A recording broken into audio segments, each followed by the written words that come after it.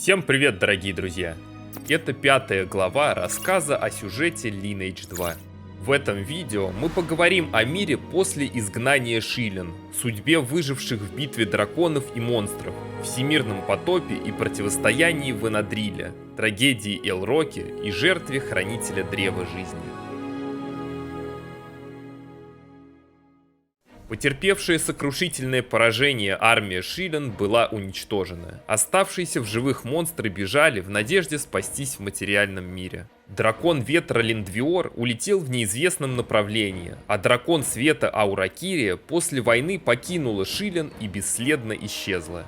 Изнеможденный битвой Волокас скрылся в огромной пещере в заснеженных горах на северо-западе континента, в месте, называемом Кузницей Богов.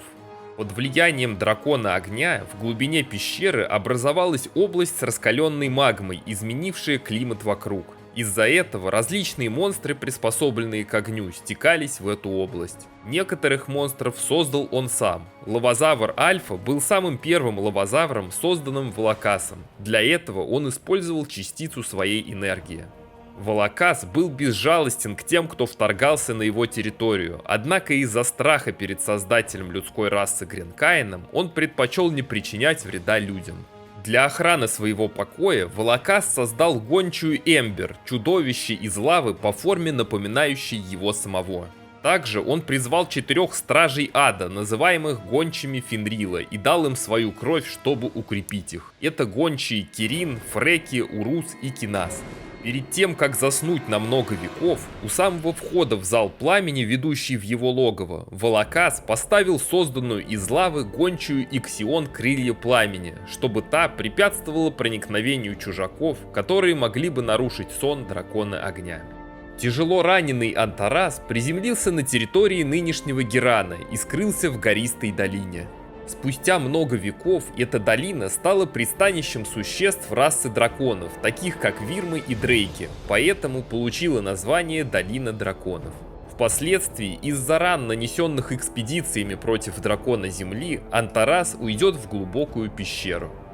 Король демонов Малрук отправил в Долину Драконов младшую сестру королевы Фалибати Тимис, ведьму Секину, которую Тимис отдала ему в плату за то, что тот дал ей демонов. По контракту с Антарасом Секина стала отвечать за вызов других демонов Малрука в Долине Драконов. Она ревнует свою сестру Тимис за глубокие отношения с миром тьмы, потому что сама она не является жителем мира, к которому принадлежит Малрук. Дракон воды Фафурион вместе со своими слугами спустился на один из южных островов, где нашел для себя пещеру.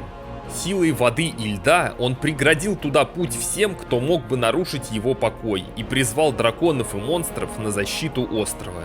Защищать свой покой он оставил Сайракса. Согласно утечкам, разработчики планировали ввести остров с пещерой водяного дракона еще в ранних хрониках. Его должны были населять монстры 55+ уровня. Гнездо Фафуриона должно было предназначаться для игроков с 60 по 70 уровня. На концепте в озере 4 острова, на одном из них замок, на другом аллигаторы, еще один пустой и не подписанный, а оставшийся с точкой данжа.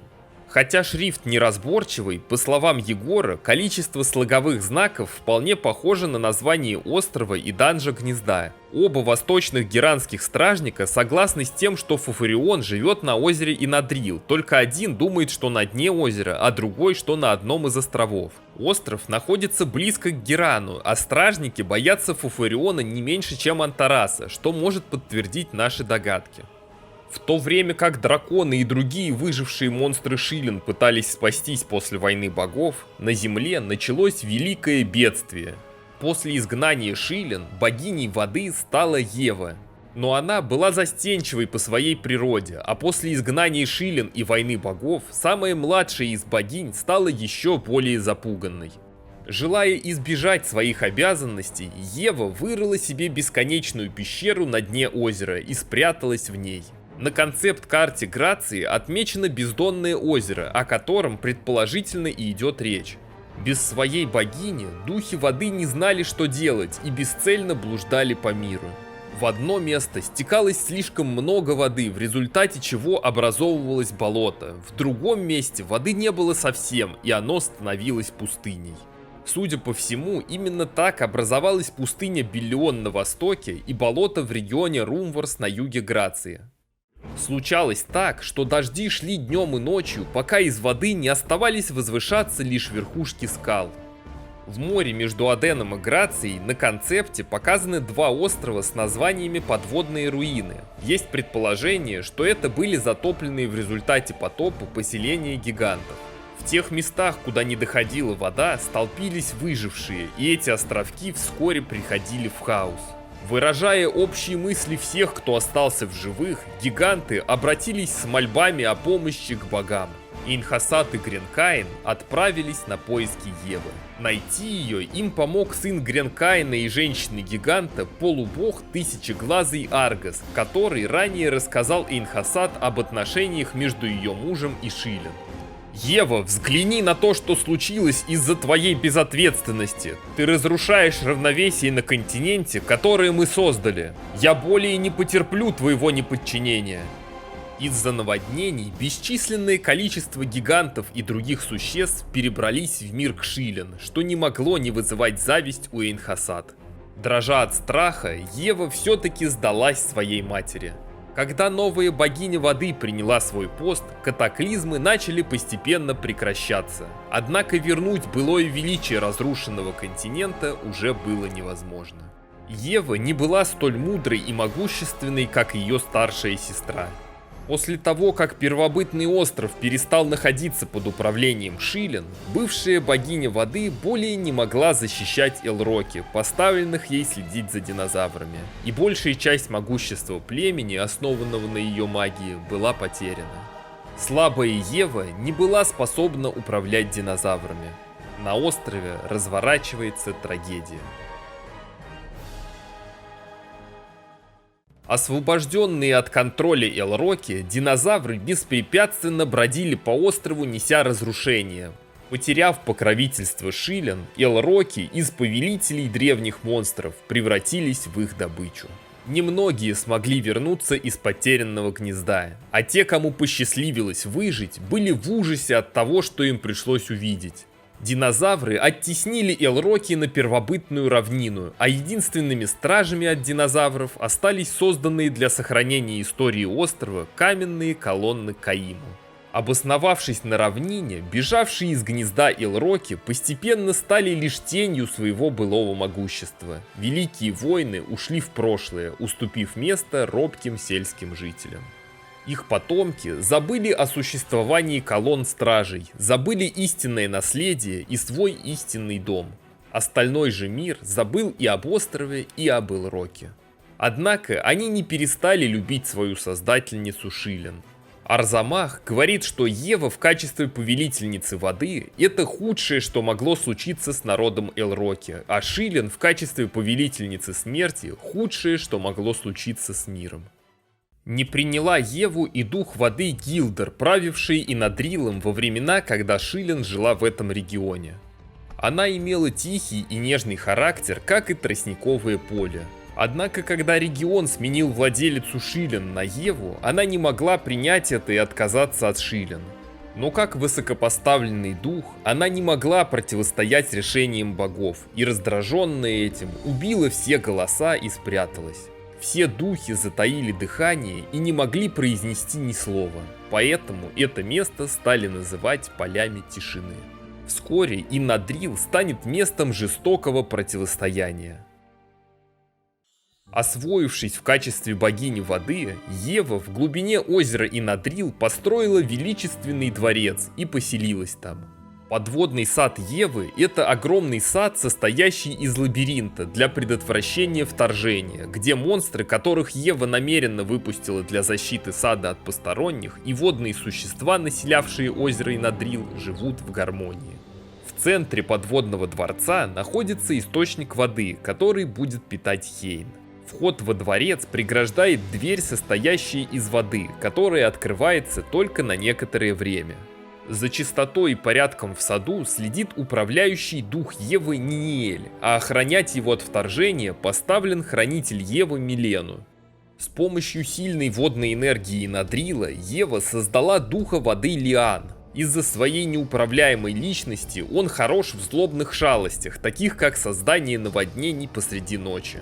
Опасаясь, что однажды она получит возмездие за озорство, Ева дала ей духов-хранителей. И Надрил был местом правления Шилен, и нахождение тут Евы вызывало гнев ее приспешников.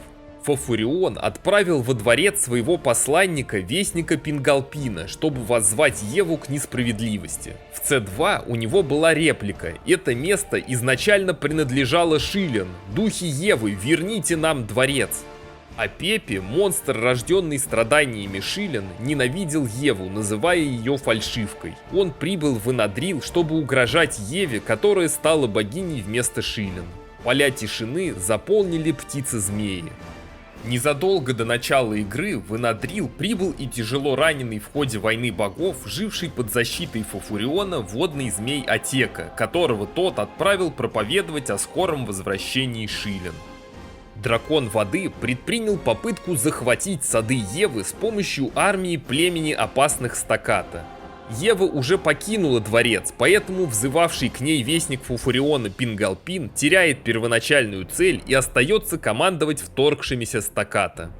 Информативным тут является расположение монстров в садах Евы по уровням. Первый и второй уровень — Стаката, последователи Фафуриона. Далее глаза Евы, стражи и Ундины, а боссы и стражи Евы расположены в центре. Можно видеть, что посланникам Фафуриона удалось захватить первый и второй уровни, однако стражи сада во главе с хранителем Евы Милену смогли остановить их дальнейшее продвижение. На суше посланникам Фафуриона удалось склонить на свою сторону местные племена ящеров. Тяжело раненый во время Небесной войны, рожденный богиней Шилен Гвиндер, стал объектом преклонения ящеров Тасаба. В конечном итоге ящеры Тасаба во главе с вождем Хеленой преклонились Фафуриону и по его приказу остались защищать луга и Надрила, называемые священными землями воды.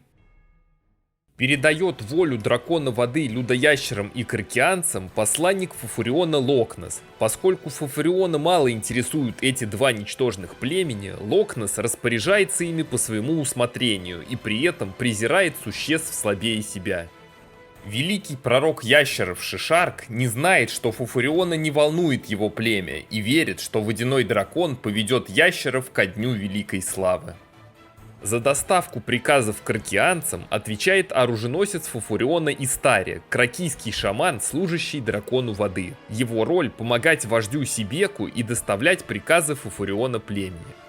Сам же Сибек, как коренной кракианец, живущий в Надриле с незапамятных времен, ненавидит чужаков и пытается защитить свою территорию от них. Хотя он недоволен тем, что водяной змей Атека живет на том же острове, он ничего не может с этим поделать, поскольку боится Фафуриона. Он мечтает о том дне, когда кракианцы снова смогут править и Надрилом. До С4 Атека и Сибек находились на одном острове, отсюда и описание. Желание защитить землю предков разделяет и другой крок – Панатен, хранитель земли. Он живет тут с незапамятных времен и верит, что и Надрил обладает божественной силой. Из-за возросшего влияния Фафуриона в регионе Эйнхасад отправила на землю своего посланника Ашакиэль Океан Пламени, чтобы наблюдать за поведением дракона воды. Он ненавидит Фафуриона, убившего множество его союзников во время Небесной войны, но боги запретили ему сражаться с ним.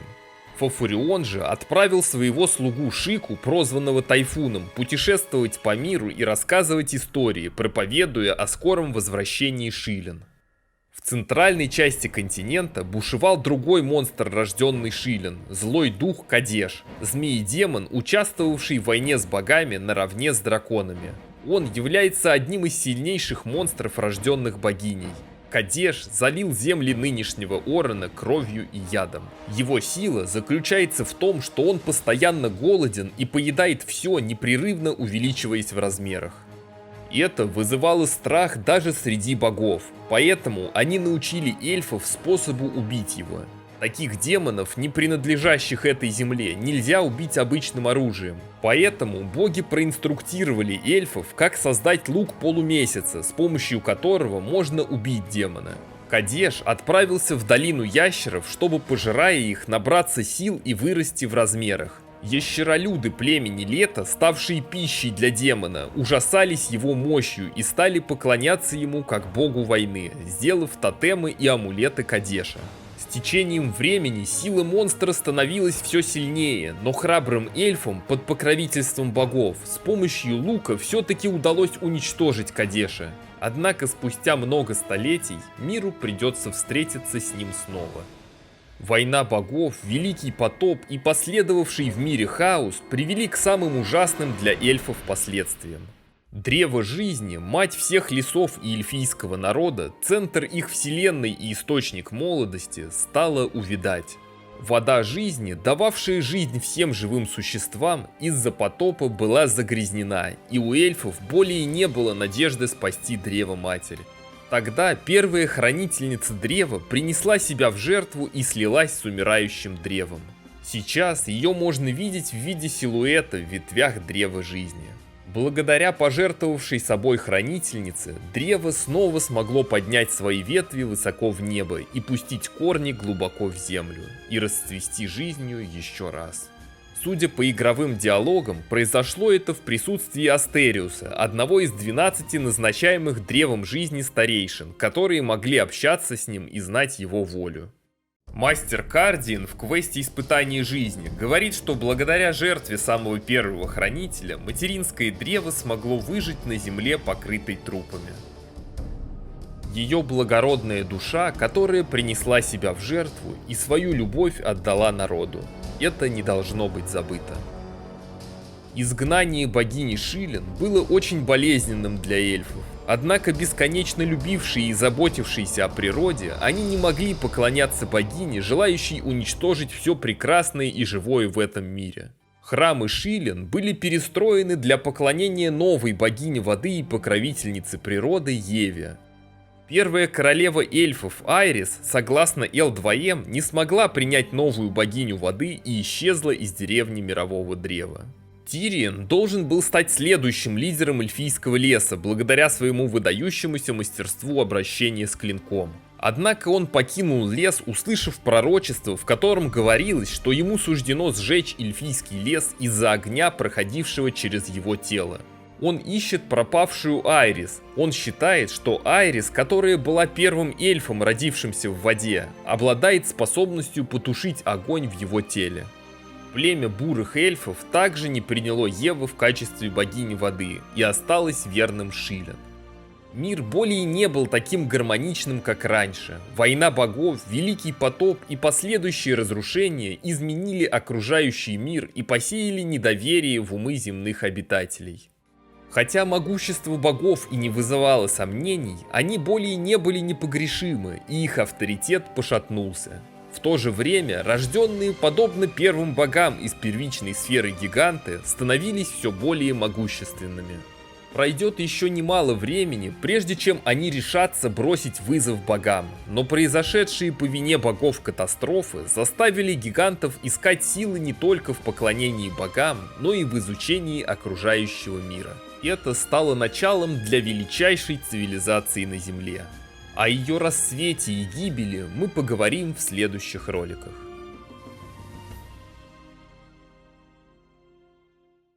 Если вам понравилось это видео, не забудьте поставить лайк и подписаться на канал. Также буду рад видеть вас в нашем телеграме.